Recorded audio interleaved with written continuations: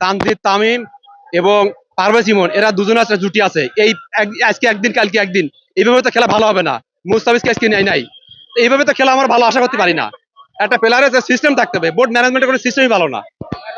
আগে ভালো প্লেয়ার করতে হবে, সিস্টেম করতে হবে, তারপর খেলা ভালো হবে। প্লেয়ার সিলেকশন হয়নি, প্লেয়ার সিলেকশন থাকতে হবে আগে। আজকে একদিন এরা না হলাম, কালকে আরেকজনকে না হলাম, এইভাবে তো খেলা ভালো হবে না কখনো।